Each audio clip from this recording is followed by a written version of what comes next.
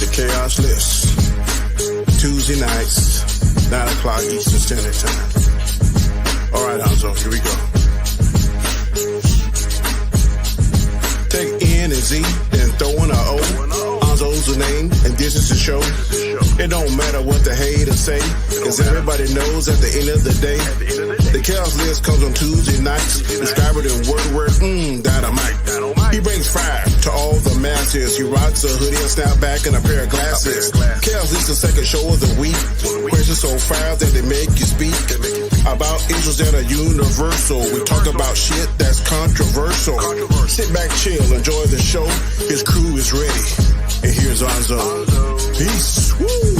Tuesday nights, 9 p.m. Eastern Standard Time. The Khaos List. Do not miss this. We'll say that one more time. Do not miss this. Peace. Is there any stuff?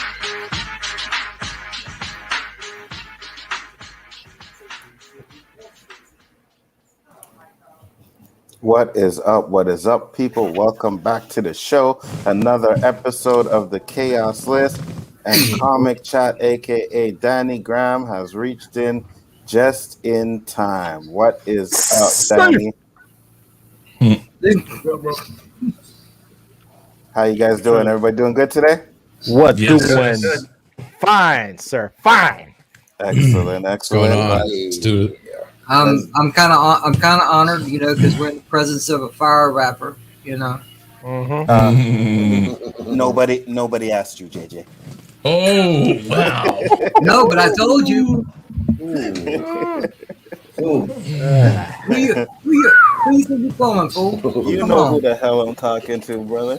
You ain't talking to me like that. That's right, I am. Yeah, you ain't talking to me like that. Shit. What is up, people in the chat? Glad you could make it. We got Commodore Data in the house. Commanders. Oh my God, sorry. Data in the house. David is in the house. Dandelion is in the house. Drop Shop is in the house. Welcome, people. Welcome. And as we do, another episode of the Khaos List.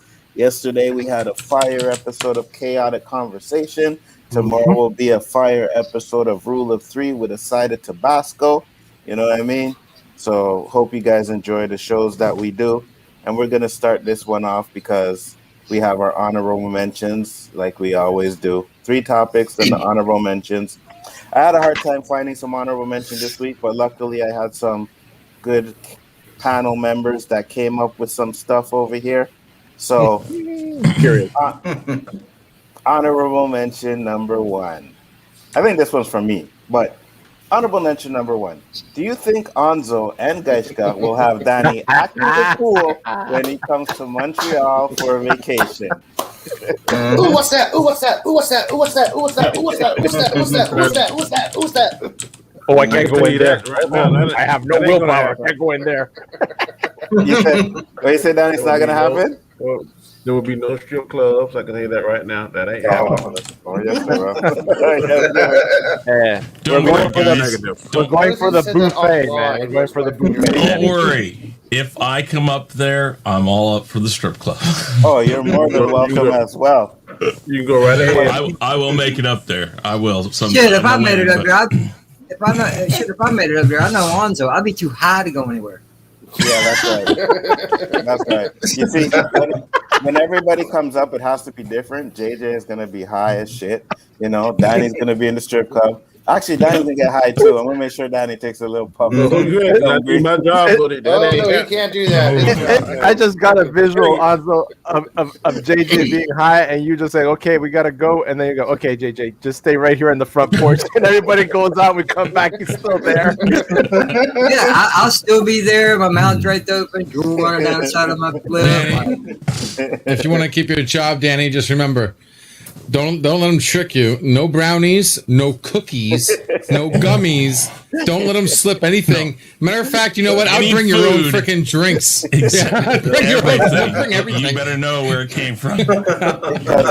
Because we do have THC infused drinks up here too. You know what I mean? Tell you. You know, and just to be on the safe side, bring your own damn shampoo. Okay, you go where he might hide that shit. Okay, you go in the shower, you come out tripping balls, be like, what the hell? Look, he's bald like you. He doesn't use shampoo, dude. Come on.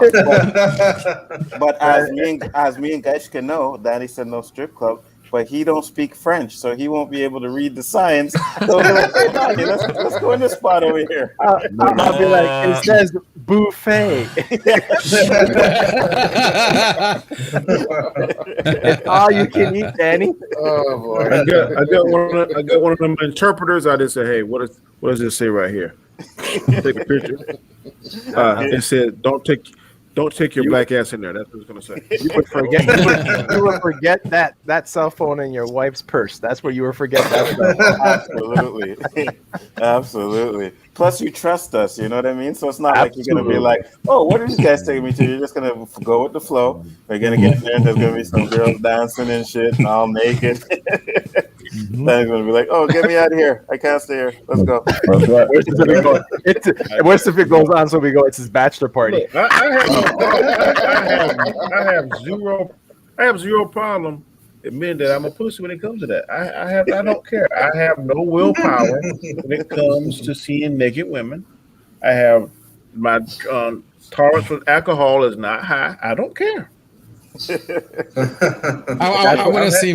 I'm more interested in the photos that come back of you wearing like 9 layers of clothing because how freaking cold it's going to be up there. You're gonna look like I ain't going in the wintertime. You're gonna look like Kenny from South Park, freaking. Oh my God! You killed Kenny. I done that. There will be no winter trips. Yeah, Canada is all winter, isn't it? Like 20, No. 24/7 winter? No. Okay. No. Well, Dandelion's going to Toronto in August. Well, I'm sorry to hear that. Sorry. It's funny because I showed Poe some pictures when I was walking down the street the other day, and he was like, "Oh my God, I didn't know Montreal looked like that. I thought it was going to be so cold and snow and everything." I was like, "Come on, Poe, really?" We do have summer. Next up, honorable mention number 2, and this one comes from Elihu-Who. Now, if somebody else launches a platform that does exactly what Prometheus claims to do before LDG, would he shut up and support them? Yes. Absolutely. I wouldn't be one of those people that creates the cure of cancer and then sue the first person who does it before me. No. If you can create a public platform that gives us true freedom of speech online, I am totally for it. Here's the problem. Nobody's going to do it. All the people out there are greedy sons of a bitches, and the exact platform that I want to build is against that. It releases the power to the people. Give me one company that wants to do that. Do you think Facebook's interested in that? YouTube, Twitter, Insta? No one. No one wants to do that. So I don't think that's going to happen. But if it did, I would support the hell out of it. Absolutely. You're going to pull an Antonio Meucci, man. You know who that is? Who's the guy who's in the telephone? LDG would be calling every one of us into his backstage on a one-on-one and be like, "Yo, did you guys give out my Prometheus plan to somebody?" Motherfucker! And I'd be the first one to go like, "Absolutely, LDG. I hand transcribed everything you've said for the past year and a half, and I handed it over to him and says, 'Here you go. All you need is the capital, and it's all yours.' And remember my kickback. Absolutely. Seeing as that we wouldn't get no kickback with LDG, we got to find some way to make some money off of this thing. I'm telling you. Yeah, I'm right. And there's that look again. He is really amused right now with the subject. It is amazing. He is so into it. Because he wants to do justice, which is awesome. Yeah. Well, you do know that Prometheus would give you about like $200 to $400 a month, right? It would monetize everything you did online, so you would actually get paychecks the second it comes out. That was part monetize your data. That's one of my first selling points. It's in the fine print. And now we get into honorable mention number 3. Now this one comes from LDG. Yeah, I like this one. With all the quick and superiority With all the superiority comments. Hold on, I'll get it. Superiority comments there. Anzo makes when a Canadian is about to comment on something. Do you think Anzo is a little nationalistic or xenophobic? Yes and yes. Wow. Xenophobic, man. There ain't no aliens involved. What the fuck? Well, it is not necessarily. I was trying to think. I was like, okay, it's not racist, but what's the word when you think your country is better than everybody else, or has, you know, like, yeah, okay, now it's our turn. No. Well, nationalist is. It's nationalism. It's called facts. Oh, Yeah, see, exactly. Because you notice anytime that Guy Scar speaks, it's like Anzo clears the floor of anybody else talking and rolls the red carpet coming straight from his mouth to you guys out there. Like, all right, Canadians about to speak. Let's hear the truth. LDG, shut up. Guy Scar's gonna talk. Oh yeah, please. Yeah, there you go. May I have the floor, Your Honor? Well, you're welcome to it, my brother. Thank you. As my Canadian counterpart said. All I know about that, we all special in Canada. Y'all special up there, huh? Is that what you are? You're special? Oh, we're all special. Why can't I get some of that love? I am part Canadian. Honestly, my grandmother from my mother's side comes from Canada. Comes from it's Quebec, but it's still Canada. What part? Florida. Which part? Do not claim greatness, LDG. Do not try to claim greatness. You know what I I mean? have Canadian family. Here's another one. Here's another one. I'm not going to use it to try to get any favoritism in here because fuck favoritism. I like getting my ass railed sometimes. Wait, that sounded bad. Clip that shit. Way ahead of him. Heard that? Way ahead of him. That beats my comment from messing with your head. Remember yesterday? Wow. You like getting your ass railed sometimes, so that's good. That's yeah. I don't want to know what you keep on doing, man. I just saw. I just got the new catchphrase for the next Rumble certificate. Yeah. Got my ass But guys, this is coming from the guy who loves Tuesday. Feel bad for who wins next. Well, you have to deal with her because you still have to do your vets. I was just gonna say something, but I was a winner of the Rumble, so I can't say what I was gonna say. But yeah, I saw you go. No, I was gonna say. Let me clarify this. I don't mind having Anzo sit there and make fun of me constantly, so I'm not going to use the Canadian patriotism or family members or whatever to gain favoritism on this show. Now that I've clarified that. Now that I have clarified it, that's still going to clarify all day long. It's not the piece I'm going to get clipped. Yeah, exactly. And I'm going clarify to have all day long. Thank you for the $2 super chat, Nindroid. Much appreciated. You know, I always appreciate the support that you guys are giving in the chat. Always. You know what I mean? So 100%. So with that being said, guys, it was a good honorable mention. I mean, those were pure jokes today. I was like, wasn't sure if they were gonna hit, but those motherfuckers hit. Can't even complain on that one. So we're gonna get into our first topic now here, and unfortunately, I actually closed up my topic list, so I gotta go and load these things up again. Shit. See, I usually don't make these mistakes, but did the Spider-Man thing drop today? No, I did not. No, I've been waiting for it. There was a teaser poster that dropped. I think it's official. I think it's not an official poster. If you guys see the Daredevil one. No, I didn't see the Daredevil, and there's a Daredevil. I'll find it for you. It's on my Twitter. I'll find it for you. Go ahead and pull the thing up, and I'll find it for you. No problem. Send it to our tweet. Yeah, one absolutely. And honorable, topic number one. Topic number one is Venom 2. Now, favoritism. I like getting my ass railed sometimes. Wait. Did someone replay that? I just got it. Who do you think did that? I was like, is he repeating himself? That's becoming my favorite button on my stream deck now. I was sitting there and I was like, shit, this guy is really trying to make a point, man. Who are you trying to tell this shit to?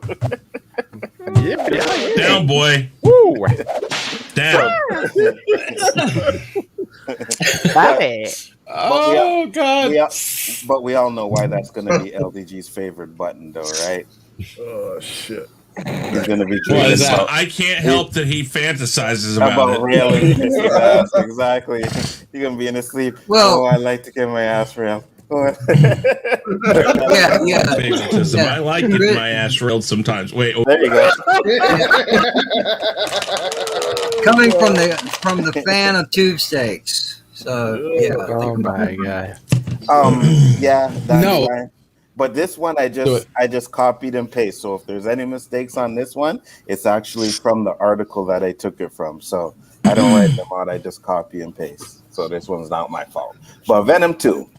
Hoping to work comic book freaks into a frenzy, Venom, Let There Be Carnage director Andy Serkis has teased the arrival of other villains from the world of Spider-Man. With discussing the movie's first trailer, which was released a few weeks ago, Andy Serkis makes mention of Ravencraft Institution, a large sanctuary in Westchester Country, New York, which housed several of the web-slinger's criminal insane foes, with Serkis revealing that this will allow for seeds to be sown into upcoming sequels. Now, do you want to see them tease other Spider-Man villains in Spider-Man 3? Whoever wants to start can start it off. Spider-Man 3 or Venom 2, you mean? Venom 2. No, Venom 2, my bad. Jesus. We're going to get Spider-Man 2. Yeah, because that's going to lead into other things. Yeah, Venom 2. I wouldn't mind seeing them. Go ahead. I wouldn't mind seeing them tease and sow the seeds for other villains, for other storylines, just as long as they get an appropriate amount of time for Venom and also Carnage, because mainly what people want to see are how well they're going to do Carnage. If they still make Carnage the primary villain, then they want to make like a secondary villain, be I think somebody say the Hydro Man or the Rhino or whoever, Hobgoblin. I'm cool with that. Just, the main focus should be the battle of Venom and Carnage. How Carnage became? How did Venom have its offspring and attached to Carnage? Or what's the guy's name? I can't think of the guy's name. Cassidy, Cletus Cassidy. I want to see how it attached to Cletus Cassidy and became Carnage. I hope that they really work on the special effects, because if it's not comic books, Carnage is really, really gory and bloody, violent. I'm not quite sure how they're going to keep that in a PG-13, if they're going to remain true to the comics, but they may be able to pull it off. But I definitely want to see the action between Carnage and Venom. But any secondary, like we saw traces of like the Vulture, so you want the Vulture back in there, or they left a little bit of doubt for Mysterio in the other Spider-Man. If you want to cross over, I'm cool with that. All right, Chris Knight. Yeah, I'd be fine with it. Like Danny said, make sure you remember who the main focus of this film is. Don't go too far off of it. I think we've seen that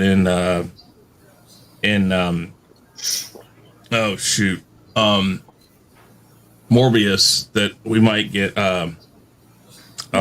Vulture. Yeah, his Vulture. Mm-hmm. So if they're willing to do that, I don't see why we don't do something like that in this. Just to show, that again, Sony has made a lot of reference to the fact that they want to open up the Spider-Verse, and then they've made a lot of reference now that they want to work with Disney now doing so they can kind of incorporate it and reap some benefits off of the MCU. So they're slowly doing that, and from what I've heard, they might do that a little more in this movie. not directly, but I think we're supposed to get a Spider-Man cameo in this, which means I guess you could do a fight scene and then all of a sudden get Spider-Man for like 10 seconds fighting another one of the villains. You could do something like that. It doesn't have to be anything major, just more of an Easter egg type of thing in this movie, but definitely acknowledgement of other villains in the universe would be great. Absolutely. JJ. What?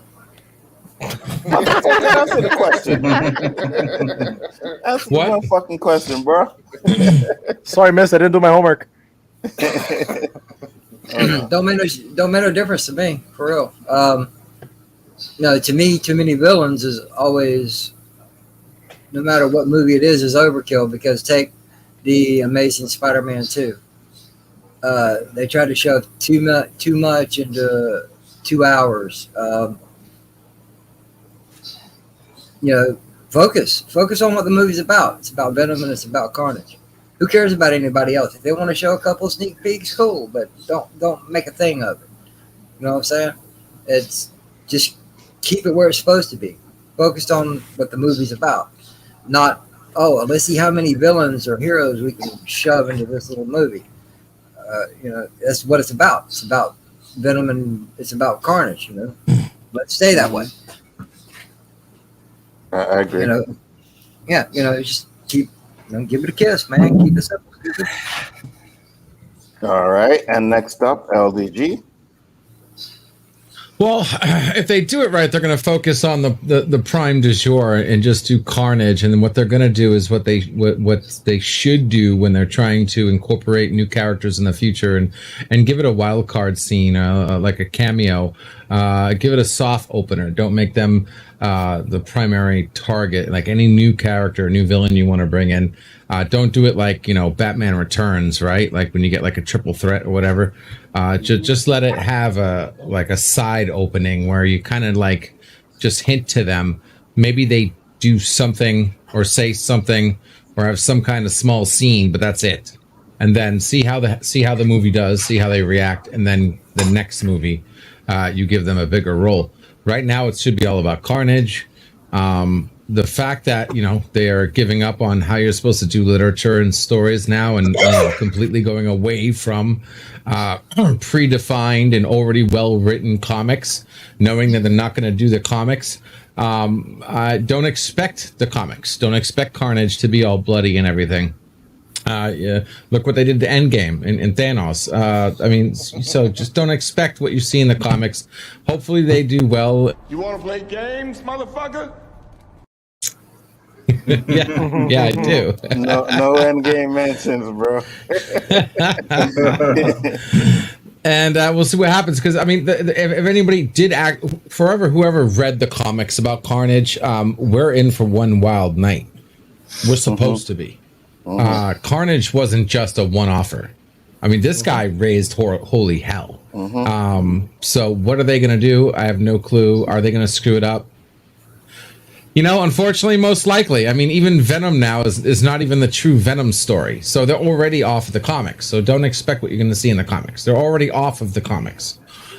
So what are they going to do with the new people? I hope they don't do some kind of, 5 people and make it all about all these cameos coming in and they're going to, see which one sticks. I don't want to see shit hit the fan theory.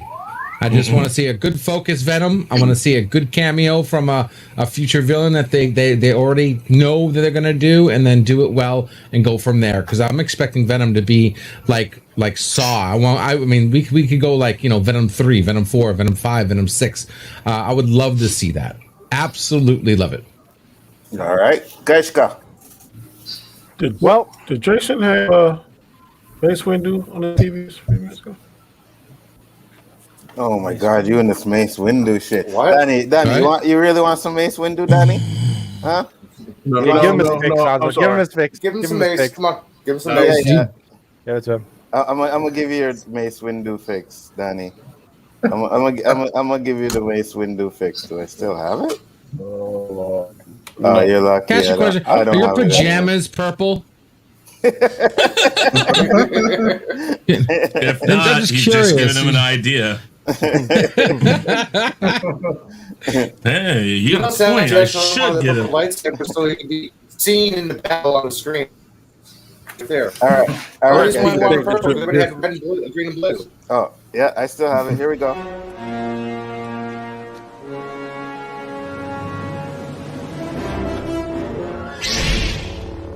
This party's over. There you go, Danny. I'm sure Danny got goosebumps. Yeah, you know, I could hear him under his breath. He's like, "This party's over." Yeah, that's the shit. Go ahead, guys. Go ahead. I'm gonna get to Canada just like that, and that's exactly what I'm gonna say. Damn right. There's places where we can take you where people are dressed up like Mace Windu. And it's gender swapped. No. Danny's like, no, I don't want to be Macy Windu. No. Oh no, you don't have to be Macy Windu, but there will be Macy Windus there. Oh, hey. Yeah. Big booty Macy Windus. Yeah. I like to show him my lightsaber. Yeah, sounds good. Hey, just on that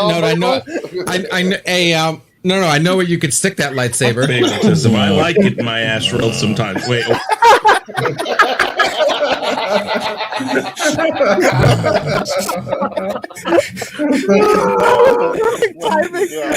Oh my god. Oh, that was funny. That was perfect. Thank God I did not say anything like that. Thank you. Oh my God, guys, go ahead.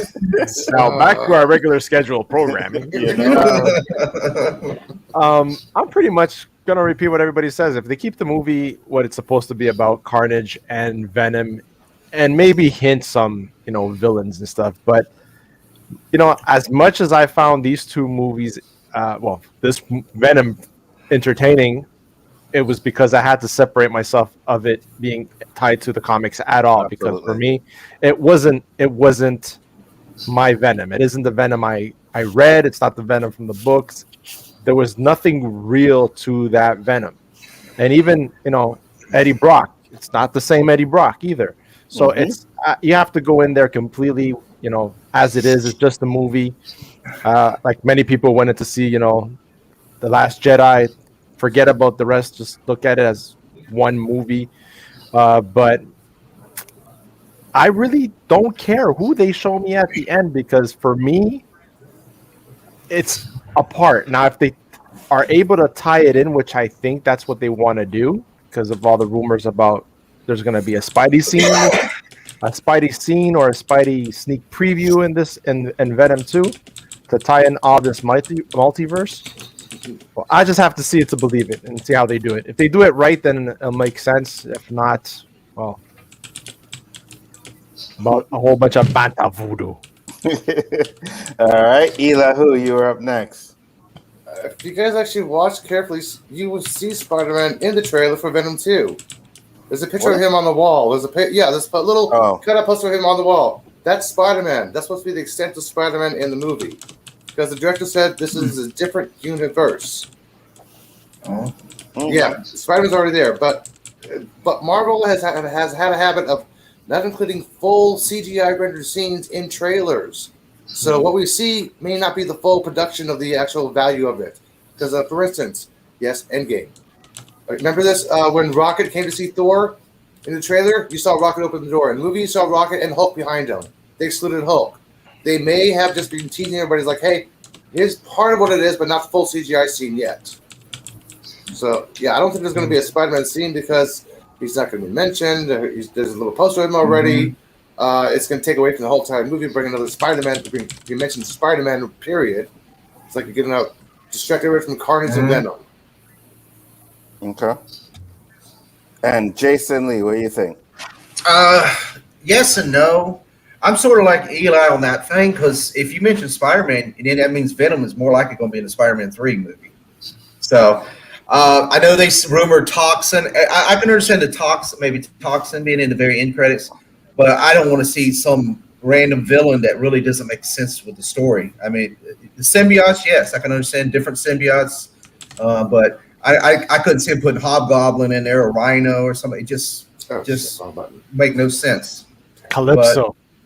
But, yeah, somebody somebody off the wall. Yeah, but as long as the story's good, as long as the story's good, like Gaskar said, they've already went. It's not his Venom. It's not it's not the Venom that we grew up with, or no. So as long as it's, we got to accept that. So as long as the story's good and the movie, that's what matters right now. Right. And I agree with you. Sorry. By the way, guys, I just want to let you know that movie theaters have received the Spider-Man No Way Home trailer. Yep. It's 2 minutes 34 seconds long, but it has not been released to the public yet. And if Anzo wants to share a little teaser thing, this is from Boss Logic on Twitter. I'm not sure if this is actually a legit poster or not for the new Spider-Man, but that other rumor was it was going to be on Peter Rabbit after Peter Rabbit's coming out. It's going to be a trailer in front of that. That was a rumor too. Yeah, so I don't know. I guess they're trying to get people to go watch Peter Rabbit too. Then I guess. Well, I know I am not going to watch Peter Rabbit too. So I will simply wait until it comes out on the internet. Hey, remember Tom and Jerry? Come on. Anzo looks at other rabbits. Okay, so what is this we're looking at? Daredevil looking at Spider-Man.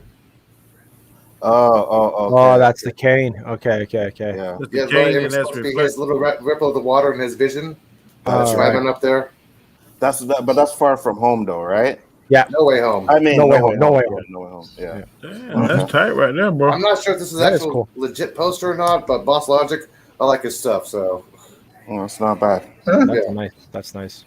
So I'll say this, like I said, when we're talking about the cameos and if they do that, I don't mind. Like, let's say, they did, even though I didn't like Amazing Spider-Man 2, but they had that one cameo where he's walking down the hall and you see the vulture's wings. And if they do something like that, because that's what I'm thinking they would do, I'm fine with that. You know what I mean? But at the end of the day, we don't want to start convoluting this movie with all kinds of villains, and ruining it and taking away from Carnage and Venom. So keep it Carnage and Venom. I know they said Toxin was supposed to be in there too as well. So keep it like that. Keep the cameos to a minimum, man, for real. If they do that and it heads towards a Sinister Six, I wouldn't mind that. But they are supposed to be doing the Sinister That's Six. the only one. That's the only time I want to see multiple bad guys. They see, like, maybe we see them in a room and they're saying, hey, are they going to that laboratory you're talking about in the hall? And each one is putting on that gear. And they say something like, we're gonna give Spider-Man a run for his money or something like that, or whatever. Or this is gonna be Sinister or some shit like that. I wouldn't mind that as an in-scene credit. There's supposed to be a Sinister Six. They got Vulture, Electro, but not nothing that's gonna make sense. Yeah, it has to make sense. I agree with you 100%. It definitely has to make sense. I'm also not. But have we all watched WandaVision? Did we all forget? It doesn't have to make jack squat sense. Oh, God. Okay? It doesn't have to make sense. Gotta let it go. It would be nice. Gotta let it go. It would be nice. But it doesn't have to. Okay, I'm sorry. I gotta take my medication. I'm sorry, guys. I'm sorry. Yeah, your Tourette's is kicking back in. Because to be real, the only reason why it didn't make sense is because it didn't add up to what you wanted it to add up to. You know what I mean? No, because they cut the white male out of it. That's why. What? They cut out the damn main character. They had a white male. It was Vision. Yeah, exactly. No, Doctor Strange. They cut out Doctor Strange. I was about to say, because he was at least white at the end. Go ahead, guys. You're going to say something? This is my response to Milwaukee that put they don't follow the comics because most people never even read the comics. That's what he wrote in the chat. Yeah, and that's a major problem that's happening now because comics are on the decline drastically because people are just waiting for movies instead of going to read where these characters were made from. So it's becoming kind of like a laziness, right? People don't want exactly. It's a shame because the storylines in many books, man, you can get them digitally now. Danny told me about that app, which is great, and you can read any comic book. Yeah, it's sad that that's happening because that's where everything started, and If people saw Yeah, they weren't supposed to be more about the comics. Go ahead, Danny. Comic books are good. Comic books are good, but I think they're more for. I'm not gonna say children, but this app is so much more easy, so much more affordable. I mean, I've gone in comic books just as much as last year and dropped like $100, and I haven't read all of them yet. But on this app, it's $60 a year. I can read whatever I want to at my leisure, in the comfort of my bed, in the car, at home, not worried about damaging it from a break. And so that's the appeal to it. So it's gonna be hard to beat that. But you weren't supposed to. It's cultural, dude. Look, for instance, Japan, 70% of the population reads comics. It's cultural thing. Yeah.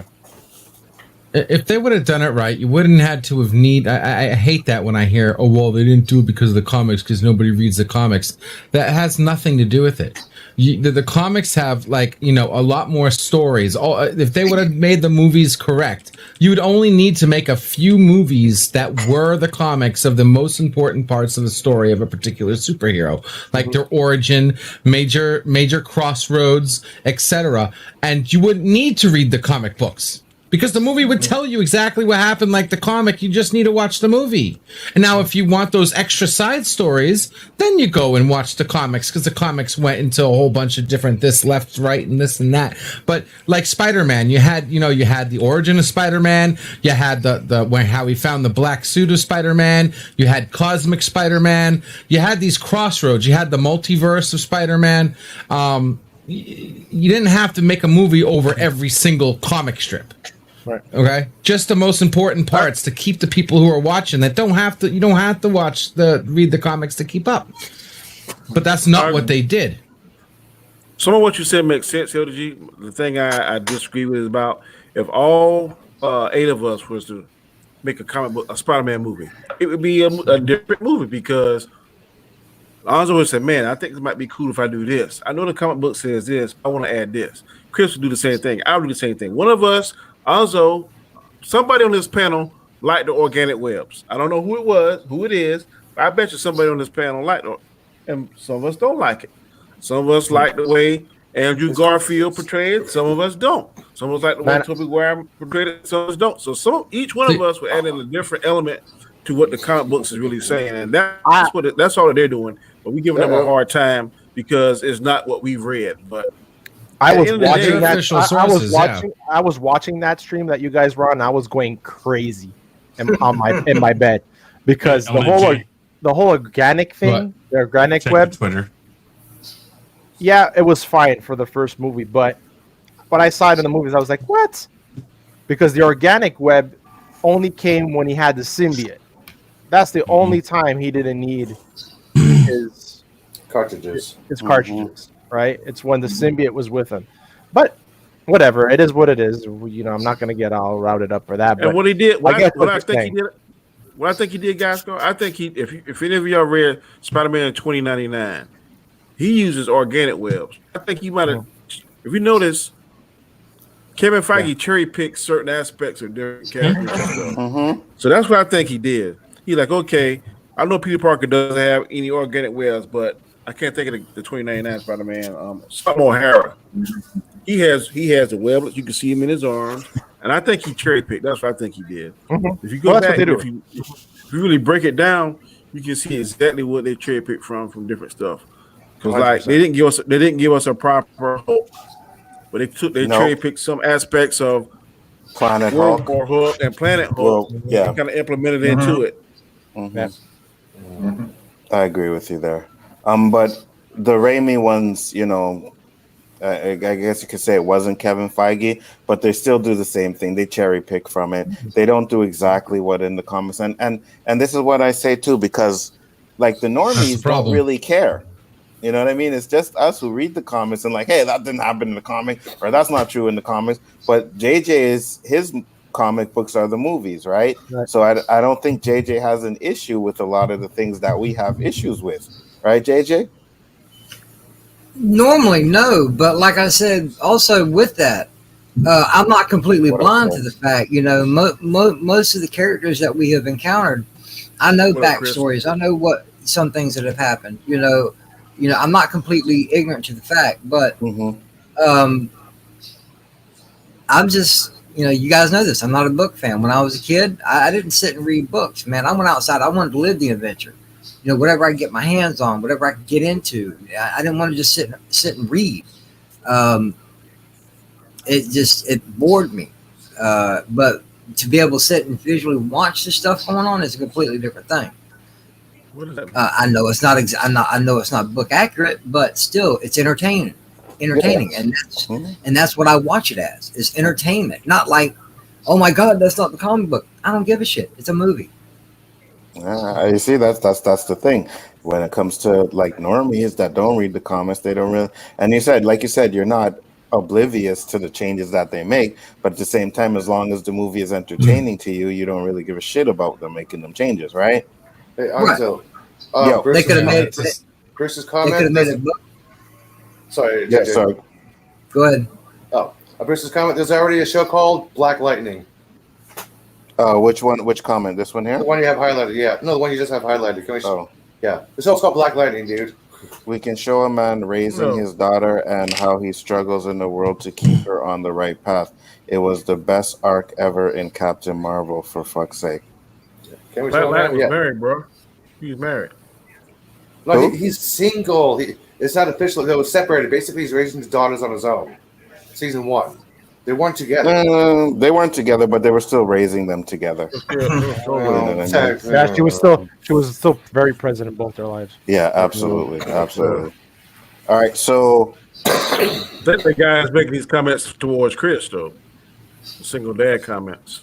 okay, yeah, I had to reset my router, so I didn't hear those comments, but okay, possible. Bruce Lombardo of Dick's Division Yeah, is saying those towards Chris. okay. All right, no problem. We're gonna get into topic number 2, and like Danny says in the intro, controversial topics. Oh hell! Oh God, here we go. Buckle up. This one isn't too bad, guys. This one isn't too bad. This isn't too bad. Sure. This one is topic number 2, which is Judge Joe Brown. So Kwame, and this is a 2-part question, so we'll go through the first part first and then go to the second one. But Kwame Brown had an interview with Judge Joe Brown, and he said that the CEO of Big Ticket Television, and just to let you know, that was the first season that his show was on, offered women $2,000 in cash to sign a written statement saying that Judge Joe Brown was trying to feel on them inappropriately. He also said that Joe Biden is a racist and Kamala Harris slept her way to the top. Now, do you think that this is the way Hollywood has ruined people's careers? And do you believe what he's saying about Biden and Harris to be true? Ooh, you trying to get thrown off YouTube, boy, with these questions. God damn. So we'll do the first one, which is the CEO trying to pay women, and I'll break it down because I know. Danny, did you watch the video I sent you?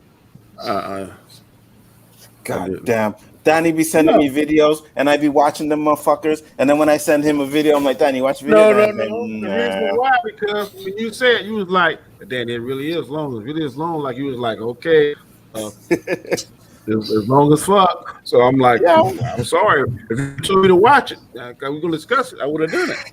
It's all good. Well, basically what happened was he went to a party for a show, whatever, and like when you watch the video, Judge Joe Brown is like, oh my God, these women were so fine and shit. So he was up there having a good time. He was dancing with a few women.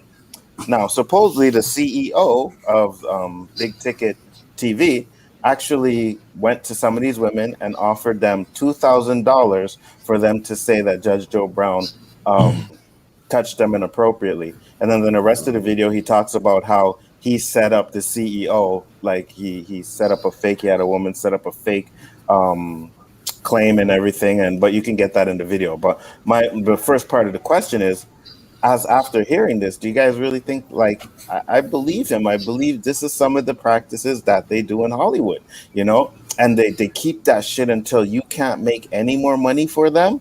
And if you don't conform to Hollywood, then they put that shit out there. That's what I believe. And I've always believed that before he even said it. But now that he has confirmed it, I was like, okay, it makes a little bit more sense to me.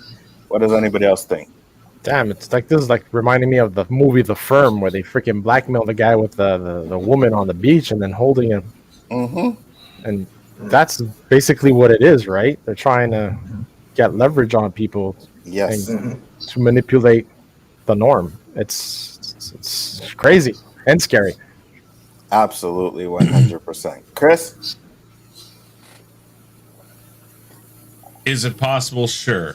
I don't know any woman, though, that's just going to take $2,000 with the idea that later on when she accuses somebody, they're going to be put through the ringer. And trust me, these women who do make these accusations are put through the ringer when asked for the details.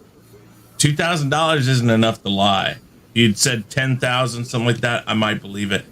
I'm not saying that this isn't a possibility. I mean, I believe that it happens. I don't believe it's the norm.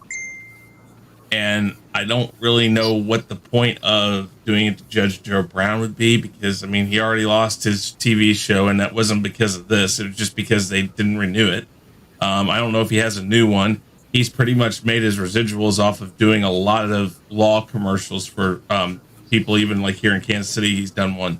And they pay him, trust me, they probably pay him better than most TV contracts do for one run of that. So, I mean, could it be possible? Sure, it could be possible. Is it? Like I said, if I heard 10,000, might start believing a little more. 2,000 seems like a little low to go when you're talking about lying to police, and then how many years it would take to go through court. Maybe then he brings more money out and says, okay, now you did it, now you have to follow through. Maybe. But we haven't heard that. And obviously nothing went too far with this. So I really don't know. I mean, I'm not going to sit there and take one person's word for it. If it starts becoming a normal thing and somebody else comes out and says it, and it gains some backing, it's the same thing I said about Ray Fisher. So the fact that he's a judge doesn't have any weight or merit to that? Did he say it, or did Kwame Brown say that? No, Judge Joe Brown said it. He said it in the interview. Judge Joe Brown said it. That he laid it out there, man. I mean, I'd like to believe the guy. I mean, I don't think that he's a liar, but unfortunately, in the world, there's a lot of different ways things can be taken. And again, I'm not saying that if there was $2,000 being given to women, not saying that isn't a problem. What I'm saying is that if nothing's come of it, then we're kind of sitting there going like, you know, what exactly did happen?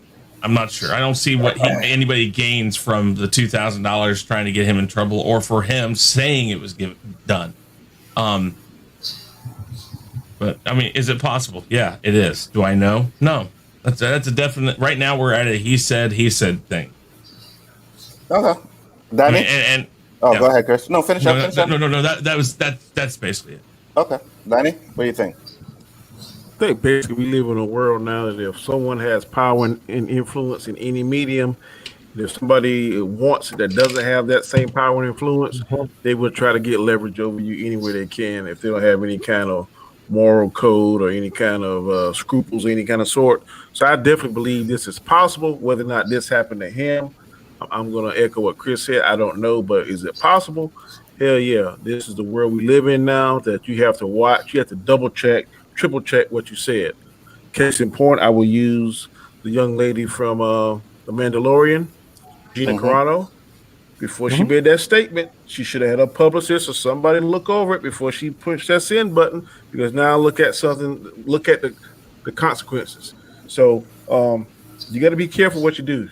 You got to triple check, double check, because if you have something that somebody else wants that has more power and influence than you have, then they're going to try and get it. And if they approach you and offer you your price and you don't have a price, then usually they'll try something more dastardly. What's his weakness? We see it all the time in movies where we got to find a crack. We got to find a weakness.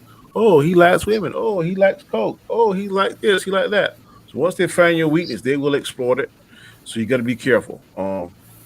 I'm not doubt what Joe Brown says. It could possibly happen. I don't know, but is this normal practices in the world we live in today? I definitely 1,000% believe so.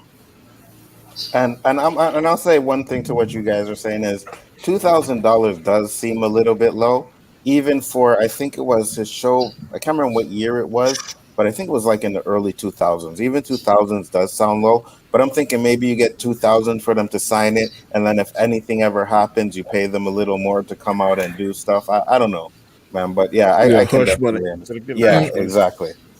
All right, JJ, you're up. Sorry, LDG. I'll let JJ then. No, go ahead. Yeah, $2,000 ain't nowhere near enough. All right, $2,000 ain't enough to scratch my balls for. If they really wanted hush money, they need to lay out some major money with a backstory so that these people could study it. Because, you know, Chris is right. They're going to be running through the ringer. Anybody anybody that is accusing will be ran through the ringer. $2,000? Nah. I'm not saying I don't believe Judge Brown, but you know, if he got the details on it and he wanted to let that stuff go, then yeah, okay, yeah, sure. You know, because I'm also with Chris on this. Could it have happened? Yeah. Couldn't it? Could it not? Yeah. You know, it's any possibility. We're just going by hearsay at this point. You know, it's Judge Joe Brown going and telling what happened. You know, and we just got one person's word to go by this. That's how I'm understanding it. Now, if there was 20, 30, 40 people coming out saying the same thing, then yeah, that may be a little bit more believable or a little bit more not believable, depending on the story or stories. You know, to me, it's just hearsay because there's no real proof. Just somebody saying, "Oh yeah, they told me this." Unless he had physical proof there, then that's a different story. But I haven't seen it, so I can't say either way. Well, did you? Yeah, I mean, you just got to be careful, man. I mean, unless you had, you know, something that monitors you 24/7 so you can prove everything. I mean, even today, I mean, if you don't want someone to question your sexuality, you don't want to get caught saying something like this. If I like it, my ass railed sometimes. Wait. You just gotta be careful. What is it really necessary for you to do that? Because now I do think that's what you want to do, Mr. Tube Steak Extraordinaire down there. I mean, so you really got to be careful what you do. First, that's first of all. Second of all, you got to cover your ass. You got to make sure you have everything in duplicates, triplicates. You know, it's getting to the point where you literally need a little drone flying around recording your ass on every single thing that you do. It's a shame how something like this can happen, but it's happening all the time. I mean, this isn't just like a isolated event. It's everywhere. And I wouldn't be surprised if something like this has caused some innocent people to go down. I wouldn't surprise me one single bit, but this is the price we pay for not having certain safeguards in place. Prometheus, exactly. Yeah, Prometheus would definitely have saved people. But it really is a shame. I just don't know where we're going to go from here, because you're seeing it everywhere, especially when things are taken out of context. I mean, that's the first thing right now. 100%. Things out of context are just destroying people right now. So just be careful, watch your back, and keep all your things that you have in a locked safe so you can prove, if someone tries to do anything against you, you can prove that you didn't say something, didn't do something. But good luck, and we'll see. What up, MSK? Elihu, you up next, my brother. Okay, I have no idea what the hell this thing is about, because I don't know who the Joe Brown guy is. I don't pay attention to him. No idea what the $2,000 thing is about. You don't know who Judge Joe Brown is? No, I don't. Never watched the show? No, I don't know who this guy is, so I don't know what that thing was about. I'm like, okay. But I do want to weigh in on the Kamala Harris thing. All right, we'll get to that one. Okay. Next up, Jason Lee, go ahead. I don't really know the story, but I know like $2,000 is not enough. When you get put on that stand and get put for that ringer, that's just way too low a number. But like I said, it's happening all the time. So it's pretty much to just echo what Chris and Danny said. Just and LGG just got to watch what you say and stay out of controversial things sometimes. Absolutely. Thank you for the $2 super chat, MSK. So now the second part of it was that Joe Biden was a racist. He actually said he was, before he became president or anything, I can't remember who he was, talked about him hanging with like Klan members. And then he did a speech, right? And in the speech, he was saying something about black people being monkeys and should be left in a cage, something like that. I'm just paraphrasing, to be honest with you. So, Elihu, since you didn't talk, what do you think about this part of it? Okay, the Joe Biden part, 100% think that's fake. But I can tell you this for a fact. Kamala Harris did date Willie Brown. That's who they talked about. Yeah, if you don't know who Willie Brown is, he is one of San Francisco's most famous mayors. He basically appointed, get this, he appointed Kamala to the Unemployment Insurance Appeals Board and the California Medical Association's Commission. These are high-profile commissions that he pointed her to while they were dating. And after that, Terrence Halian, the former DA of SF, appointed her to work as his assistant. Who is Terrence? Willie Brown's best friend. They are really very, very, very close. So yes, I believe she did slip away to the top. But when it comes to elections, I don't think you can slip away to an election. But to get into promotion and stuff, yeah, I believe she did slip away to the top. This was highly talked about here in the local news when she was running for vice president. And Willie Brown's like, yeah, so I did it. No big deal. He didn't think anything big about sleeping with somebody and giving her promotion. Well, these are prominent politicians appointing their friends and colleagues to high-profile positions, which is totally wrong. Do you honestly think that's the first time that's happened? No, I'm just pointing that. Or is it because I know, but that's happened all over the place, all over times. Just right now, because of who she is, now this is coming. Anything they can scrap up and throw in people's faces to make them look bad, they're gonna dig as deep as God knows. I have to back up my fellow ex-Montrealer that's up there representing, the vice presidency of the United States. Just saying. I mean, her policies when she was DA here, they were great. They eliminate criminals. They did yeah, but the way she got there was totally wrong and inappropriate. I get it, but the thing is, when she was appointed in those positions, did she do the job correctly? Yes, she did. She did the job correctly here, yes. But the way she got there was totally wrong. Yeah. Okay, but you guys got to understand something too, right? That's how a lot of people get up. Like even males, especially talk about Hollywood. You know what I mean? When they have those homosexual directors and producers, and they're like, "Hey, you want to star in my movie? I need a little rim job." And they take it. Next thing you know, these guys are, because sometimes you watch movies with these actors and they're like, how the hell does this guy have a starring role? And it's probably because he did some favors. But MSK sent a $5 super chat. He said, Lakers are the best and the Spurs suck. This one's for you, MSK. But Chris Knight, what do you think on the matter, brother? Well, as far as Biden goes, if there's a video of him saying those things, bring it out. Yeah. Show it. I mean, and then if you want to say, oh, well, they'll suppress it, fine. I mean, that's an easy answer. I'm sorry. That's just always the easy answer. Now, I'm not on any side on that. I care less. The president of the United States rarely makes any difference in the day-to-day life of an American. Really, to be honest. Kamala Harris, I don't know. I'd hate to say it, but if you're a female and you're in politics, you have probably done some stuff that is things you probably didn't want to have to do. But if you think that what your platform is respectable and needs to be out there, you weigh the benefits of it.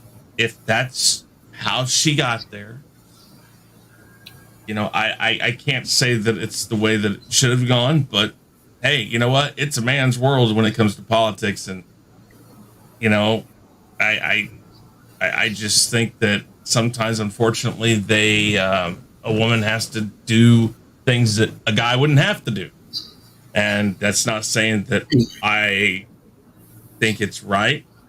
I'm just saying that if she did it, I'm not going to hold it against her in the world where she could just still be someplace in San Francisco, being a clerk for a law firm or something. I mean, if she believed that she could do better good at a higher level of government, again, that's the way she thought it had to be done, then I guess that's how she thought it had to be done. She's the one that has to live with it. Hold on, Chris. Exactly. Hold on. Mm-hmm. Hold on. Hold the fuck on. Mm-hmm. All right. Jack's Law, we've talked exactly twice. I don't even begin to see how you know who the fuck I am, where the fuck I come from, what I'm about. If you're going to sit there and fucking tell me to read a book, fuck you. Fuck off. Go find another channel. We don't need your fucking bullshit here. All right? I'm not asking you to explain shit to me. I don't know what the fuck you got against me. But even last night, after my fucking stream was over with, you kept laying into me like you were my fucking father. I don't need your bullshit. What did he say? I don't see it. No, it's been going on Since slowly yesterday. but surely. Oh, okay. Since randomness? Mm-hmm. Yeah. Okay. Well, we ain't about that over here, Bruce. Sorry, Jack. So I'm gonna let you know, man. If you keep disrespecting JJ, we will ban you from the channel. You know what I mean? We don't disrespect anybody on the panel here. Everybody has a right to their own opinion. I don't know if you have any issues with JJ, but at the end of the day, we're all friends here. We're all trying to have some fun. So please keep that shit to yourself. Well, after two conversations, every opinion I have is wrong. Got you. Later. Deuces. Peace. Danny, you're up. Oh, I would like to Sorry, think. guys. It's okay. You cool, bro. I've been there before. I would like to think that former President Obama would have checked, double checked, triple checked to see whether or not his running mate was indeed prejudiced. Because to me, that would be idiotic to have a prejudiced person as your vice president. So I'm kind of leaning towards I don't think he is, but like Chris said, if he has that videotape he's showing, then the words speak 1,000. I mean, that video speaks 1,000 words. So I mean, if I see that video, then I'll change my mind. But until then, I'm gonna hope that he isn't. And for the lady, I'm gonna have to echo what other people said. I mean, yeah, we live in a world now where if you're a certain race or a certain sex, you have to do things that certain other races and certain other sexes don't have to do, or at an entirely different level. It is my strong opinion that minorities, in particular black male like myself, has to work twice as hard as their white counterparts in certain careers. And I believe females has to lay down in certain careers to even be considered. It's unfair. It's fucking A, it is. But is it the way of the world? Unfortunately, it is. So I don't know what she did or didn't do, but echo what Guy Scar said. If she did do that and she got to the job, she made it better, then I guess that's a silver lining. That's a silver lining. Now she went there. I don't know what. I have a big problem with someone being in power or in control and don't know what the fuck they're doing or making it worse. But if they know what they're doing and making it worse, making good decisions, then, hey, I'm gonna roll with them as long as it's not nothing illegal. Now, is it morally wrong? Like JJ said, okay. But some things I can live with, and other things I can't. I can live with maybe you not being on the same moral ground as I am. But I can't live with you being doing something illegal. If I know you're doing something illegal, no, I'm not going to go for that. But hey, like for instance, over here, I can't do trees, but in Canada they can do trees, so I'm cool with it. I'm 1,000% cool with it. But I can't partake of that. So when you come to Canada. When you come to Canada, you do like the Canadians, bro. No. What do you mean, no? You do like the Canadians. Come on, Danny. Rome, come on. Yeah. Do any of y'all want to take my family? Now, if you're gonna say I come to Canada, I can smoke whatever I want to, and I'm gonna maintain my current lifestyle, me and my family, then okay, I'll partake. Then I'll wait till you retire. He's got another 20 years, man. One thing I wanted to say is, Bruce, I'm sorry if I called your name out. It was a mistake. But yeah, man, we have enough love for you too. You've always been respectful. So you said you're a dick, but you're not that guy. I know. And we appreciate all you people that come in here and you know, just respect other people's opinions and stuff like that and not try to be disrespectful to anybody else, you know? Who didn't speak on the matter? Jason? Well, I was just going to finish what I was going to say about Pamela there. Yeah, go ahead, Chris. Again, and Danny basically continued it. Do I like that? No, but put yourself in her shoes. I don't know if that's really what she wants to be known as. And I mean, with the things that have gone in Hollywood, all the stuff with what's his name? Oh shoot, now I forget his name. But you know, you got a lot of that going on in Hollywood, and then, you know, the whole Bill Cosby thing. I mean, unfortunately, women are put in that situation where, again, they're given two options: do what I say, or go the other way. And when it's do what I say, it's very, very carefully worded. Why don't you come over and we can talk about what we can do to help your career along? Sit down, have a drink. You know, you know, I can help you, but I just don't know why exactly I might want to help. And I hate to say that. That is the world we live in. And I mean, it may not be as bad now, but it still happens. So put yourself in her shoes. Does she want to be known as that? If she did it, does she want to be known as that? No. But, you know, again, who's absolutely come out and said she did this? I'm going to take it one step further, Chris. All of us on this panel in one phase of our life has used some of these underhanded tactics to get in women's pants. Facts. 100%. 100%. I agree with you. No comment.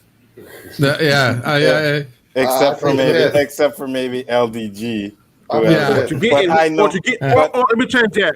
Or to get into whoever pants we want to get into. Yes, and I know LDG may be acting like he's all saint now, but he did his shit back in the day. I know, brother. Don't even front. Don't even front. So don't sit there and be like, who? What? Yeah, we know you did. Yeah, everybody up here got a little dog in them at one time and point. So I don't want to hear that. I can neither confirm or deny any comments being made right now. The voices and opinions expressed by Danny are not those of LDG or LDG Incorporated and Associates. Danny speaks the truth. If anybody in this panel said they had no dog in them, at some point in their life, they're a fucking lying. I'm saying it to their face right now. I don't know what kind of life you live in, Danny, but there's more than a little dog here. There was a whole lot of dog here. You know what I mean? Okay, well, let's go. Let's go. All right, who hasn't spoke on this one yet? Go ahead, Jackson. I'm like Chris. I mean, if you like Kamala Harris or not, she has a family. She doesn't want to be known by that. And it goes all of politics in Washington, both sides. And you're just like, you hear this wholesome guy or wholesome woman. Next thing you find out, oh, they've had an affair. They've had this. And these respectable people. So it's, you know, things happen. And like I said, and like I said, she says something happened in her past when she was younger. But she's matured now, and I mean, she doesn't want. She has a family, for God's sake. She doesn't want that to be known for that. She wants to be known what she's accomplished. What is right now, in passing laws and different things. So, on the thing of Biden, if you said now, Biden's I don't know. He knows where he's at, so I really don't know what now. In the past, like I said, if they have a video, I don't know. I'm with Danny. Obama, I would figure Obama would have, scanned him and, make sure, vetted him or, make sure that he's, he's on his side. He ain't gonna have guys that's gonna stab him in the back or something. So, like I said, if there's a video out there, unless it's photoshopped or messed with, I mean that's they gotta show the proof. But if not, I don't know on that. But Right, I have Chris. a question though. Yeah, go ahead, Chris. Well, yeah, Chris had something to say. Then you guys. I was just going to say on that. I know you mentioned with Klansmen and all that. Hey, you know what? There were Klansmen in our government, and he had to work with them. I hate to tell you something about that, but a good politician just knows when to say, I'm going to leave that out because I'm not even going to get involved in that. Now, I'm not saying that he thought it was right or wrong because, again, you have a clip where he's promoting it or he's saying stuff. No, he didn't have a clip. Okay, but I know, but what I'm saying, if he had that, then I have a different story. Other than that, yes, there were Klansmen. Yes, he worked side by side some of these people. He has been ousted about that in the past. He was ousted about that during the election. We know about it. Unless you put the smoking gun in his hand that makes him a racist, that's what I have to say about that. So yeah, we got Kamala when she was running from here. Is all of the news. This is old news. Exactly. That brings me to the point I was trying to say. Like, people can change. People could have made mistakes in their past. Maybe they did, racist stuff or they were a part of something. But there's moments in their life that can change a person's perspective and not be that person anymore, of racism. And so, I don't know. No, goes back. me? Yeah, go ahead, Jason. Well, you're not the same person like you were in high school or middle school. You're not that same person. You're mature. You've grown up. I mean, you might have been in a gang leader, a thug, and all that when you're in high school. When you've grown up, you've got a family now. You don't think the same. You change. People change. Absolutely. Of all walks of life. I mean, all people worry about, what you did 20 years ago. When you're in high school and you're 40 or 50 years old now, I'm a grown man now. I'm a grown woman. People need to look at that instead of let's go all the way back to something just obsolete. Did you say you were a grown woman? No, I'm saying As an example. I heard I'm a grown man. That's a whole right now. Man, you guys are working me overtime, aren't you? Checking right now. You got another clip wish. right there. Hey, I'm watching what I say, okay? So I will say this, and I'm going to have to be inclined to believe Judge Joe Brown because he's a judge. Maybe I'm wrong, but I'm putting him on a little bit of a higher standard than most people, right? I'm not saying that judges can't lie. I'm not saying that. But okay, because no, I'm not saying that they can't lie. I'm not saying that they can't lie or anything like that. But now you're on a platform which is Kwame Brown, who is picking up followers. He has over 100K followers right there, and you're putting that stuff out there, right? So defamation of character, stuff like that, he could get sued right away for that. You know what I mean? Mm-hmm. So I for me personally, like I said, he can get sued for that, bro. But here's the thing: is Kwame Brown's show considered anything other than entertainment?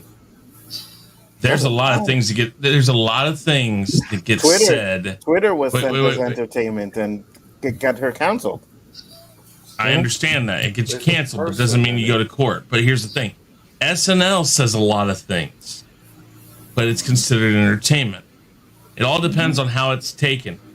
Well, watch the videos not taken as a joke, and SNL is like a slapstick comedy show. So I understand. It's still considered definition for a satire. It's still probably listed as entertainment, and just like what's his name? The guy, Alex Jones, or is that it? Oh, yeah, Alex Jones. Yeah, Alex Jones constantly backs himself behind the claim that whatever he says is entertainment purpose only. Doesn't matter. So I mean, I don't know. Alex Jones has been sued multiple times too. No, yeah, he has, but by civil courts, not by legal. Yeah. Okay. Well, I'm just saying, like, for what he said like that, it's possible they could take actions against him. Now, I don't know, you guys, how your law works and everything completely because I'm Canadian, right? but I know you guys sue for fucking hot coffee. So if you're gonna slander someone's name, you could sue That's someone again for that. civil. No, I know. Either or, you can still do it. Seinfeld. I'm sure the president has better things to do than worry about what Joe Brown said on something that only got probably about 500,000 views. You're right. He probably don't, but maybe people in his camp, maybe that shit gets out. Who knows? So maybe. But with that being said, we'll move on to topic number 3 before we close it up. So we'll do this one real quick, and this one is topic number 3: the notorious B.I.G. I love it when you call me Big Papa. Sorry. Wow. Now, for over 2 decades, the murder of rap star the Notorious B.I.G. has been the subject of many theories and questions, but very little by the way of answers as to whom was responsible for his untimely death. Phil Carson, a former FBI... Phil Carson? Okay. Carson. Not Colson. I'm thinking, because Colson popped in my mind right away, and I'm like, wait a minute, Colson. Okay, I got it. Got the Agents of S.H.I.E.L.D. on this shit. Loki killed him, man. He's dead, okay? I was about to say shit. This topic is full of shit now. Anyways, so a former FBI agent who was investigating the case for 2 years said in an interview with the New York Post that the hit was arranged by Suge Knight, the founder of Death Row Records, as retaliation for the murder of Tupac Shakur. A further revelation by the ex-agent was that the target of the hit was not actually Notorious, whose real name is Christopher Wallace, but fellow rapper and founder of Bad Boy Records, Sean Puffy Combs. Now, do you believe that Suge Knight was involved in Biggie's murder? And do you believe that he was trying to kill Puffy and not Biggie? Danny, start us off. These are really 2 murders that I'm going to take a page out of your book. Tupac and his, I really don't give a shit. What? I don't care. I don't. I'm sorry they got killed. I'm sorry anybody got killed. If it's something that I dwell on and worry about and concentrate and form policies, I don't. I have better stuff in my life to do than this. I believe Puffy may have something to do with it because Puffy got all the rights and stuff to Biggie's music and stuff now. He kind of built his empire after Biggie's death. So who's to say Puffy shouldn't have something to do with it? Or because you never can tell. You think somebody really your boy or somebody you really trust and got faith in, and they'd be the very snake that bites you. So I'm sorry that he's dead. I feel for his family. Same for Tupac. They were great rappers. Probably they've been listed as some of the greatest rappers, but this is something that I've heard so much repetitive that I've grown numb to it. I don't care at this point. It's been 20 years. I'm not worrying about somebody that's been dead for 20 years. I thought about it and was interested in 10 or 15 years ago, but right now today, if I'm being totally honest, I really don't care. So I don't know. I don't trust Suge Knight based on what I've seen, and like Puff Daddy has become the king. He's always goes between 1 and 2 in highest grossing rappers or richest rappers of all time. It's him and Jay-Z. They take turns. So it's like he really blew up after Biggie's death. So I don't know. All right. Deshka, you had something? Go ahead. I was agreeing with Danny 100% on that one. Of course you were. You know what? it's just, I just wanted to say this real quick. They did tell us who killed Tupac, so it's just Biggie who we don't know.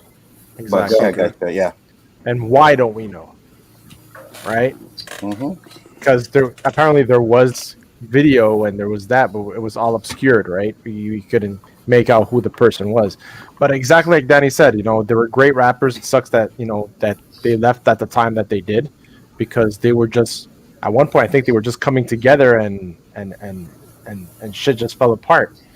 So it's sad, but at the end of the day, life goes on, and it doesn't change anything in our lives. It doesn't change anything in my life. All it did, the only person that it profited was Puffy, in my opinion, because the moment he died, the albums just kept coming out, and royalties and this, and giving money back to for his kid, apparently, right? That's what he said to his son. But that's not the reason why Puffy got big, though, because Puffy changed hip hop after Biggie died. If you watch the documentary, yes, it became more dancing, more dancing, and taking samples of old school songs and bringing them back out. It changed the whole momentum of gangster rap and about money. It was more about the jiggy era. But yes, he did that, but he did that capitalizing on an event that he it's like Danny says, you never know. Usually and that type of business, at the end of the day, people are just hungry for more cash, and who really has your back in that in a situation like that? And like you said, it doesn't change anything in my life who did it at this point. It's been 20 years. It could be another 40 years, and it wouldn't change anything in our lives either. The only person that will get closure will be his son and his mother. God rest his soul, right? That's the only people that want to get any closure. What trips me out, Biggie's last album, it talks about how he's getting killed. They pray for my downfall. It almost tells exactly what's going to happen. I don't understand. I mean, it's like they knew or was inviting it, or just crazy. Wow! If I'm the king of rap, or the one and two, I think I got better stuff to rap about than death, my own death. But he says it in the documentary. Tupac Machiavelli. And Tupac did the same thing, right? And the reason why they do that, Danny, is because when they start off, they're starting off poor and in poverty, so they're rapping about those things. But after you get to a certain level, you can't talk about like struggling anymore. You know what I mean? Because you're not struggling. So they changed up their style, and then they got into that, ready to die and this and die stuff, and they took it to that type of level. So both of them did that. Chris Knight. I've always been under the belief that this was a decided thing, and I believe that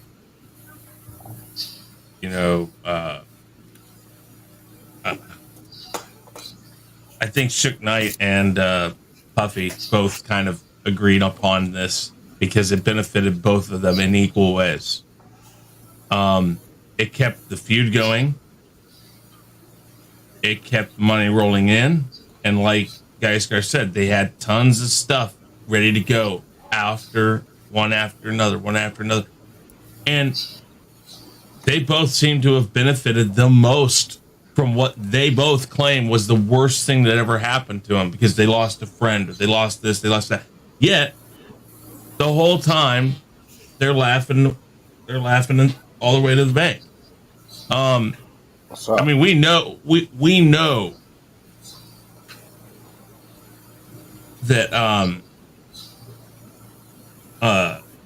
Suge Knight has done a lot of shady stuff.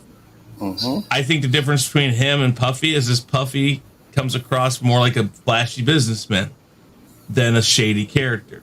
Suge has always worn the shady character badge and been quite happy doing so. And it just seems like it's kind of that thing where they kind of were sitting around one day or called up and said, you know what? Sales are doing really good, but what if we took this a step further?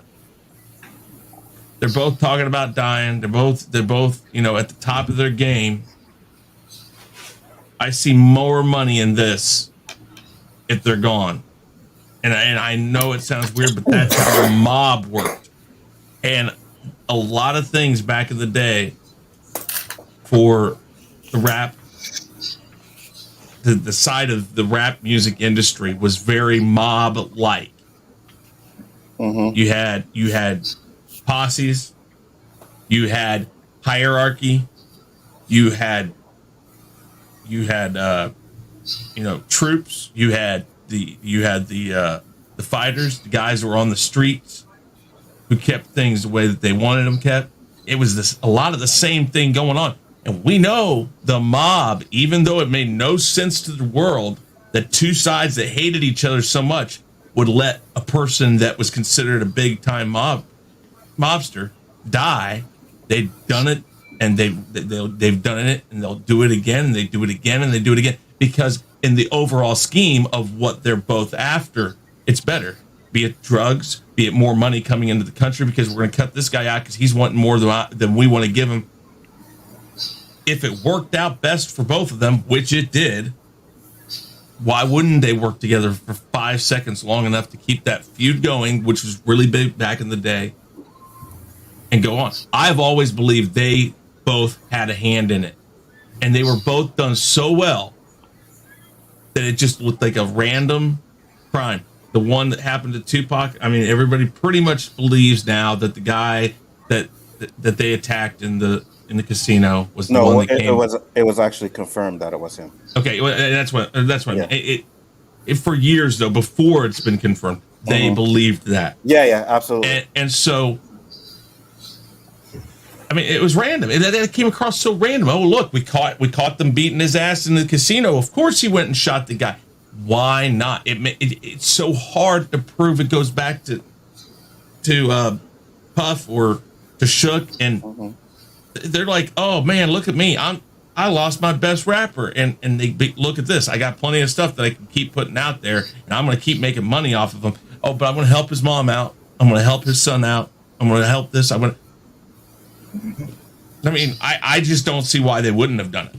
Not that, I mean, I wish they would know, because I mean, we lost two of the best rappers of the night, but yeah, I don't see why they wouldn't work together. No, I got you. JJ, what do you think?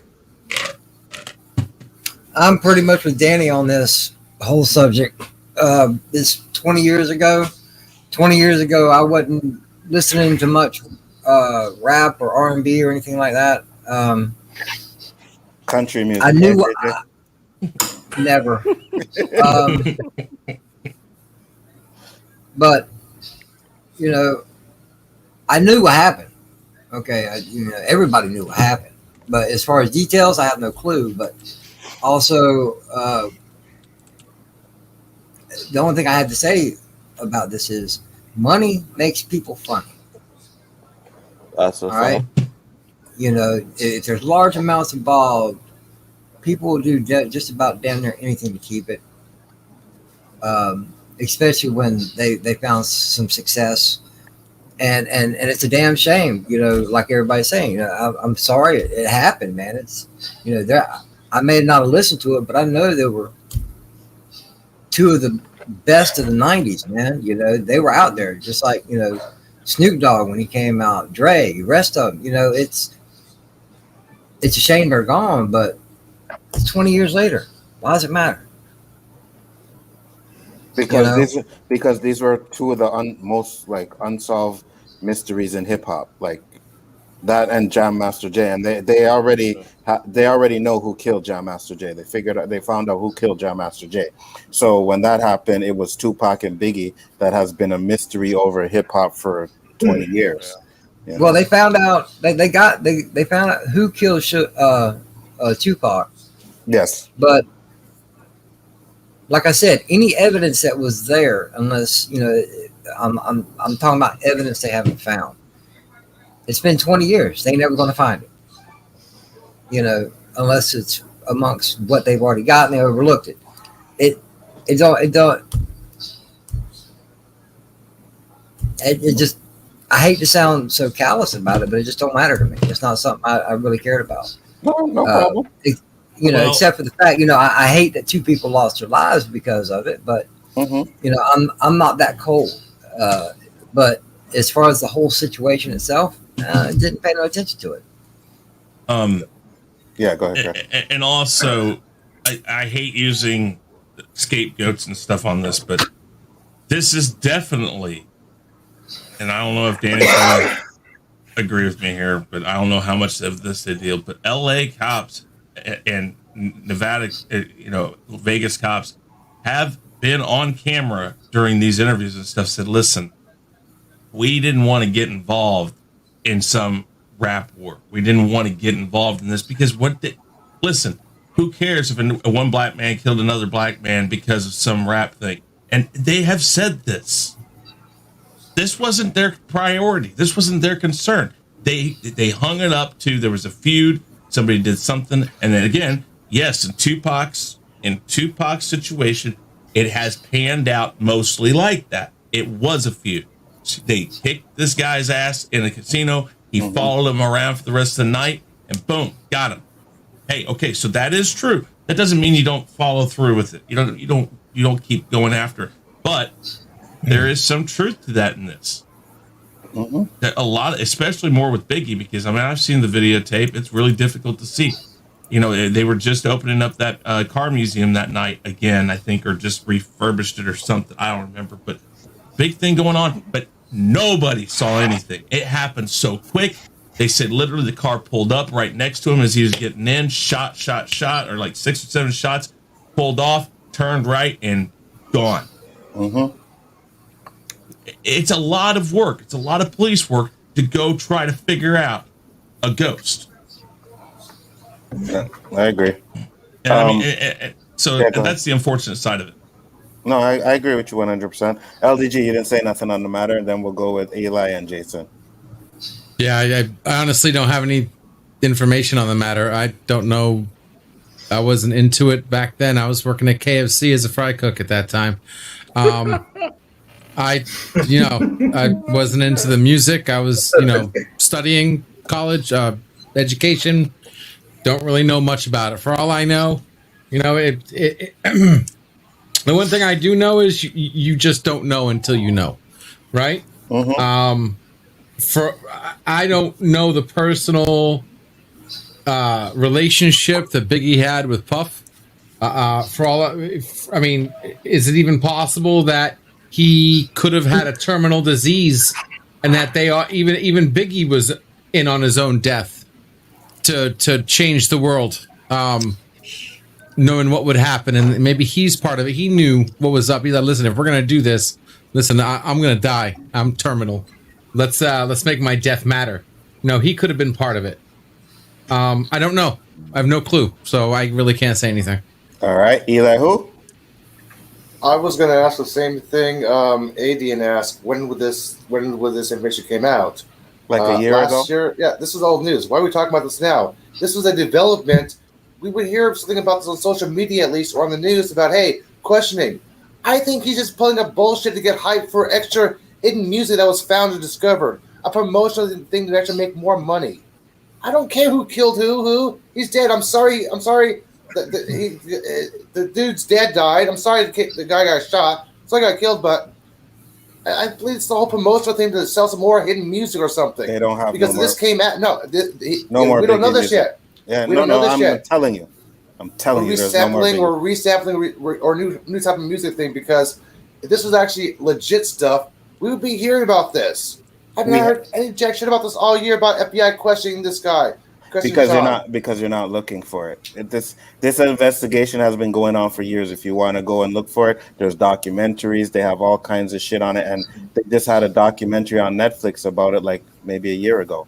You know what I mean? So it's always ongoing. This is like for the rap community, the people that listen to Biggie and Tupac. This was like a big mystery, and people were like begging for them to find out who was the one that did these murders so that they could bring the murderers to justice. So why is it we only hear about shooting and murders at rap videos and rap concerts and rap gatherings? Something about rock and roll or country, and there are more unsolved mysteries than these two guys. Come on, can we focus on something else besides these two? But these two guys were the biggest hip hop artists of their generation. That's what I'm saying. It's not just because they were two guys, and yes, there has been other people that have been murdered, but when you're talking about when it came to hip hop, they were legendary, and that's why it's such a big thing. That's why. Jason. It's all about money. Sort of goes back to Chris and Danny. When you're a star, like not us, but when you're a star, hip hop star or anything, when you're dead, you're worth more than when you're alive. That's when you sell. Because look at Michael Jackson. Michael Jackson, everybody was against him. They were accusing him of child crimes and all that. He dies. He's a saint again. His record sales boom. They used to have at Disney World. They used to have a show, a Captain EO or something he did. Yeah. Yep. Well, Cameo. as soon as those allegations about him having a relationship with children, boom, pulled Disney it. took it out. But Mhm. as soon as he died, a week later, it was Back back up. at Disney, and it was celebrating Michael Jackson's life. Here, promotion. He's absolutely money, right about that. Money, Okay. money. So before I get into that, I'll just say because after he died, it was confirmed that those kids have lied. So that is why that came out all after he Yeah. died. That it was confirmed that those kids have died. Now we'll go back onto the Tupac and Biggie. Yes, you guys are right. Most artists that are worth more than when they're dead. But Tupac and Biggie died at the top of their career. There is absolutely 100% no way that Puffy or Suge Knight would have made more money on their death than they would have when he was alive. It's it's not possible. Telling you, because those guys were making millions of dollars.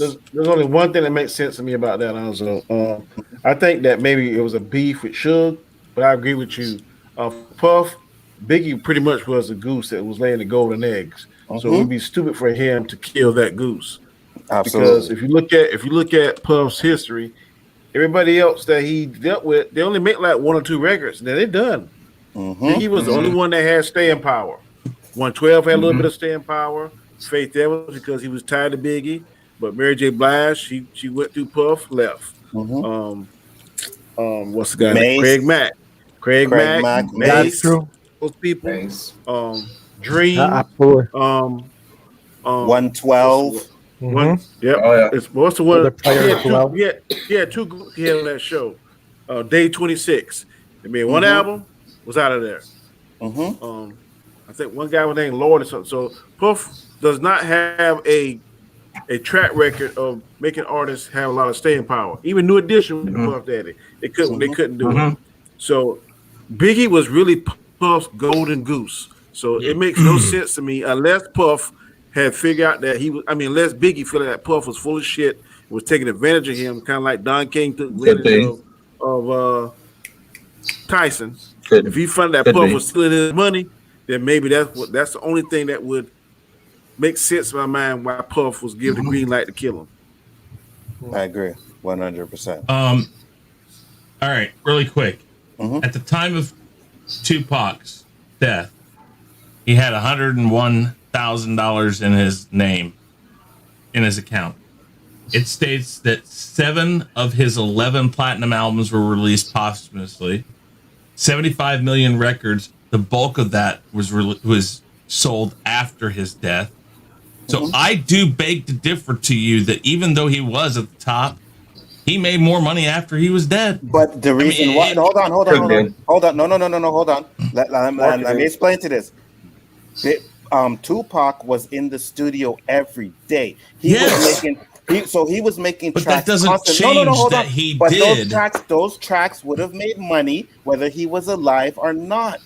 But I don't know if they make as much. Of course they would have. Tupac was the #1 artist at the time, I don't know. I'm just saying. And then if you listen to the songs, if you listen to those albums, you would know that they were fucking fire ass albums. I understand that. I have a lot of that stuff. Then they would have definitely made as much. But I think it made more because people were like, damn, we're never going to get this again. When this stuff dries up, it's over. Get it now while it's hot. That's how people think. Hold on. I'm going to tell you right now. I guarantee you right now, if Prince's family releases what they claim to be literally tens of thousands of songs that he had completed, you do not think for one second Prince was not at the top of his career when he died. But it doesn't matter. Tupac His death. was. But death. Yeah, but brings dying out, only. Yeah, that only increases. amplifies. It doesn't. Yeah, exactly. So it skyrocketed. Tupac was at the top of his game, and his death gave it a yet another level. And I'm not saying I agree with that. You don't know that. You don't know what would have happened, how his albums would have. But you don't either, so you can't say your side of it either. I am, because I'm telling you, he was at the top of his career. It's not like he was an artist. Prince was an artist who was not even fucking making that much music before he died. Tupac was constantly making music. He was still making music. Hold on. Everything Tupac was putting out was a #1 hit.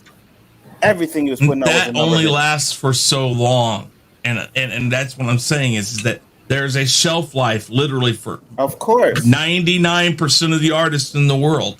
Not course. everybody. Some of them have made a way of making it go. But I'm saying you have no more way of saying that it wouldn't have, that it didn't skyrocket it than I do. Well, I'm going with the Because numbers. But I have numbers. And I from just he read was you the alive. numbers. But I have the numbers from majority when of he was sales. alive. The reason why Tupac only had that much money in his account is because he was in jail, bro. He was in I jail for understand rape. that. So when he got out, he had no money. The reason why he got out is because Suge Knight put up $2 million for him to get out. I know. So but I'm before, just- so hold on, let me finish. So before he could make a profit, he had to pay back that money to Suge Knight. That is why his bank account was like that. But go to his record sales, and it'll tell you how much he was making before he died, how much he was making after he died. and he's made a ton more after. A ton. I just read it. The majority of his sales, even his sales of albums that were made before he died, the majority of his sales have come after his agree to death. disagree. Go to another channel. Well, yeah, we gotta go soon. But yeah, I'm just saying this one time only. And whatever you say, you can say that. But at the end of the day, when you're at the top of your career, people were dying to hear from Tupac. His albums would have made money. Like, he wasn't doing shit. He was only with Death Row for like maybe one album before he died. But he's had so much music. Still. Like, bro, you can't tell me about Tupac. I've been following this shit for years since it started. I have too. I'm just stating the fact that here's the deal. There's no way of telling either way. I'm just saying the majority of his sales have been after his death. And even the stuff he made beforehand has sold better after his death. That's not true. Show me that. I'll show me that and find I'll go and look up albums as they go. And give me, All right, first give me is time. George Lucas. Now it's freaking Tupac. Can you guys ever have You're in robotic mode. With that being said, we're gonna go around the panel so you guys can talk about your channel. First up, Chris Knight, tell the people about your channel, sir. Real Review 3000, go check it out. Gaming, the Rumble, all sorts of stuff, plenty of stuff. And then of course, not tomorrow night. We're gonna do it on Friday night. The Rule of Three over on Chaos Central. If you're watching this on Onzo's channel, please guys go over to Chaos Central. It's youtube.com/Chaos Central. And make sure you check and see if there's a subscribe button there. If it says subscribe and it's red, you've done it wrong. Click that button. Make sure you smash the like button. Go sub to everybody in the panel. And LDG is frozen. Somebody clip that. All right. LDG is frozen or I'm frozen? Danny, you're up. Danny was frozen. I'm frozen. I'm Danny, comment chat, 1/4 of the Chaos crew. Hot show tonight. Very interesting topics. Tomorrow or Friday night, we'll be back on Chris's show, which is the Rule of Three with a touch of Tabasco. And we'll be back hopefully Sunday to this show. Another exciting episode of the Bad Batch Roundtable. So I will see you all then. All right. Next up, JJ. What's going on, everybody? It's your boy JJ. You find me a little bit everywhere and a lot of nowhere. 3 places on Sunday. Chris Knights for the wrap up. Now at 5 p.m. Eastern. The Bad Batch Roundtable on Chaos Central at 8:30 p.m. Eastern. And later on that night on Honstar's channel, 11 p.m. Eastern, for either Jackbox Game Night or Name That Tune. This Sunday is going to be Jackbox Game Night. Come by, play some games, and hang out. We're glad to see y'all. Monday night, normally, I do a weekly live stream called Randomness at its Finest. Come by and check it out. Like, share, subscribe, all the fun stuff that goes with it. Tuesday night, right here with these fine gentlemen, and on Big Afford Entertainment and Chaos Central. And last but not least, every once in a while you'll show me, you'll see me showing my face over on the Rumble on Thursday night over on Chris Knight's channel, either as a contestant or as a combatant, as I like to say, or sometimes we change it up and I come in as a wild card. Great night, guys. Thank you. Shifty Gizm, you ain't banned. I would never ban you, bro. You're good. Like your comment ain't watching. You're not banned. LDG, you're up. What's going on, everybody? LDG. You can find me on YouTube, LDG of Geeks Enjoy.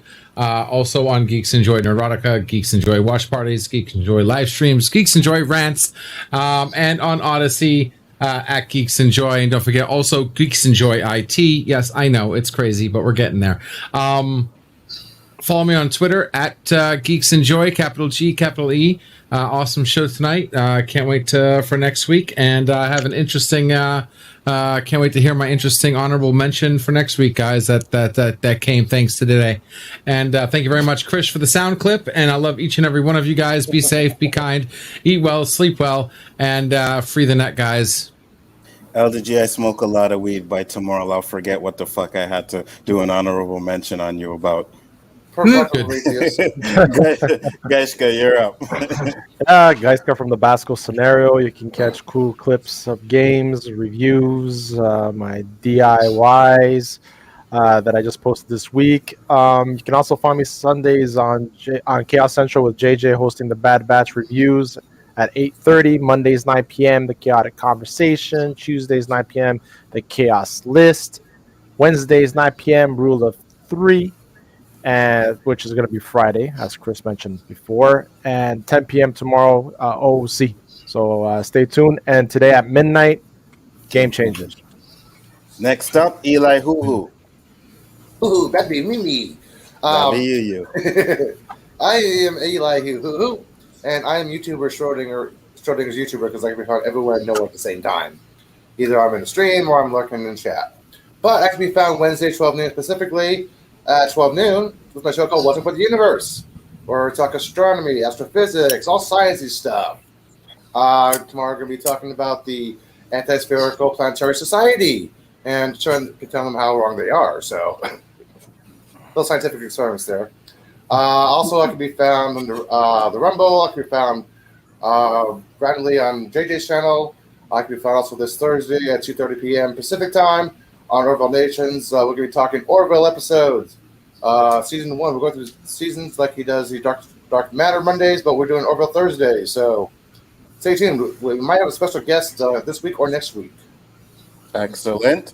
And last but not least, Jason Lee Tucker. Tell the people about your channel, sir. What's going on, guys? I'm Jason Lee Tucker, the Jason Lee Tucker Statement. My show is the Metal Taco Show. We're going to have it either tomorrow night or Thursday. We're going to be talking about a wrestling show we're going to go to this Friday, indie wrestling show. And we're going to talk about some concerts coming up this summer and some movie reviews and different things. Also here, I'm on JJ's channel on Sunday, the Bad Batch, and here on Tuesday night. Thank you. Thank you, Anzo. Not a problem. And once again, I do appreciate all you guys that came into the show today. I see I am froze again, but fuck this shit. We're about to close it up. Peace out, guys. Thank you, everybody, once again. I love you all. It was a great show. This was fire today. Peace. Peace. All right, the Khaos List. Tuesday nights, 9 o'clock Eastern Standard Time. All right, Hanzo, here we go. Take N and Z, then throw in a O. Hanzo's the name, and this is the show. It don't matter what the haters say, cause everybody knows at the end of the day, the Khaos List comes on Tuesday nights. Describe it in word, dynamite. He brings fire to all the masses. He rocks a hoodie and snapback and a pair of glasses. Khaos List is the second show of the week. Questions so fire that they make you speak about issues that are universal. We talk about shit that's controversial. Sit back, chill, enjoy the show. His crew is ready. And here's Hanzo. Peace. Woo! Tuesday nights, 9 p.m. Eastern Standard Time. The Khaos List. Do not miss